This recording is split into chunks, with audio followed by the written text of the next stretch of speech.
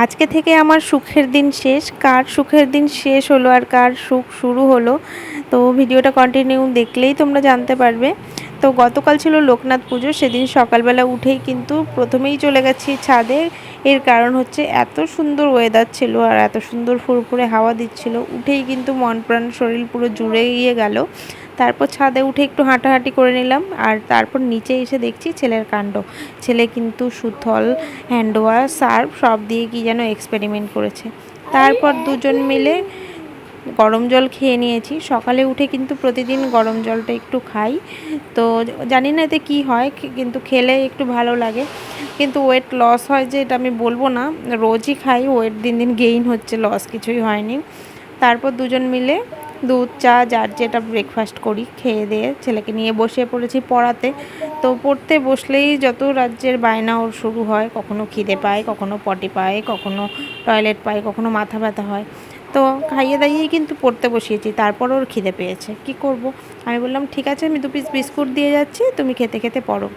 এই দিকে বসিয়ে দিয়েছি রান্না বান্না, ভাত ডাল বসিয়েছি। ঘরে তেমন কিছু সবজি ছিল না, ডাল বসিয়ে দিয়ে ভাবলাম গাছে তো করমচা রয়েছে বড় বড়, তো কয়েকটা করমচা পেড়ে নিয়ে এসেছি, আজকে করব করমচা দিয়ে ডাল। আর বাড়িতে 1 প্যাকেট সয়াবিন ছিল, সয়াবিন আলু করছি। আজকে ছেলেকে স্কুলে দিয়ে ফেরার পথে বাজার করে নিয়ে বাড়িতে ঢুকবো। তো ছেলে পড়াশোনা কমপ্লিট করে দেখো ঘর বাড়ি এইসব বানাচ্ছিল। তারপর বানাতে বানাতে হঠাৎ চলে গেছে স্নান করতে, কী যে হয় ওর মতিগতি বুঝি না। তারপর ও স্নান করে এসেছে, ওকে মুছিয়ে টুছিয়ে দিয়েছি, টিভিটা চালিয়ে দিলাম, বললাম টিভি দেখ। টিভি দেখতে দেখতে এইদিকে আমি কিন্তু আবার ভাত খাইয়ে দিয়েছি। তারপর খেয়ে দিয়ে স্কুলের জন্য তৈরি হয়ে গেছে। তো ছেলেকে স্কুলে দিয়ে ফেরার পথেই কিন্তু যে যা যা কাজ রয়েছে আমার পেন্ডিং সেগুলো করে আসবো। আজকে থেকে ছেলের স্কুল খুলছে, জামাই ষষ্ঠীর পর প্রথম স্কুল, এই জন্যই বললাম যে ছেলের আজ থেকে সুখের দিন শেষ। ওই যে বাড়িতে দুষ্টুমি বদমাশি করতে পারে সারাদিন, এমনিতে স্কুল যেতে ছেলে কোনো দিনই আপত্তি করে না, আর আমি একটু স্বস্তি পাবো ওই যে 2 ঘন্টা বাড়িতে থাকে না সেই সময়টুকু। তারপর দেখো বাজার কমপ্লিট করে চলে এসেছি একটু তালের শ্বাস নিতে, যেহেতু লোকনাথ পুজো। 5টা করে তালের শ্বাস বিক্রি হচ্ছিল 20 টাকা। আমি বললাম 6 পিস দাও কাকু।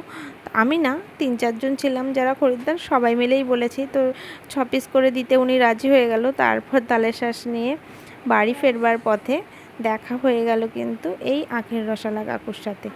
আর বাজারে গেলেই না আমি কিছু খাই বা না খাই, একটু করে কিন্তু আখের রস খাই। আমি মনে করি এই গরমে কোল্ড ড্রিঙ্কস, আইসক্রিম এইসব না খেয়ে একটু করে ডাবের জল, আখের রস এগুলো খাওয়া বেশি ভালো শরীরের পক্ষে। আখের রস খেতে এতটা পছন্দ করি না, ওই যে আখের রসের মধ্যে বিট নুন আর লেবু দেয়, এতে কিন্তু আখের রসের টেস্টটা কিন্তু দ্বিগুণ হয়ে যায়।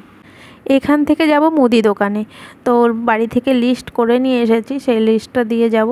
তো 1 মাসের সদাই একবারেই তুলে ফেলি, তারপরে টুকটাক যা লাগে এই দোকান থেকে নিয়ে যাই। তো কাকুকে লম্বা লিস্ট, ব্যাগ আর তেলের জার দিয়ে গেলাম। দাদা আসলে দাদা সব মালপত্র গুছিয়ে সুন্দর করে বাড়িতে দিয়ে আসবে।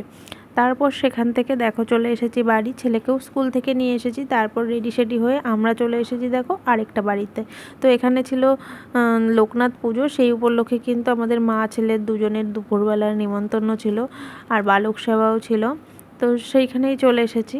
তো খাওয়া দাওয়া কমপ্লিট করে নিয়েছি সেখানে এসে, আর সেখানে সত্যিকারের প্রসাদটা দারুণই হয়েছিল। ছিল বেগুনি, আলু পোস্ত, ডাল, পটল আলু পনির দিয়ে একটা তরকারি, আর ছিল আমের চাটনি, পাঁপড়, পায়েস। তারপর দেখো বাড়িতে এসে একটু ঘুমিয়ে টুমিয়ে ছেলেকে নিয়ে চলে এসেছিলাম মাঠে। তো মাঠে এসেছি, একটুখানি খেলাধুলা করলে দেখবা ছেলের শরীর মন সব কিছুই ভালো থাকে, তাই রোজ কিন্তু একটু মাঠে নিয়ে যাওয়ার চেষ্টা করি।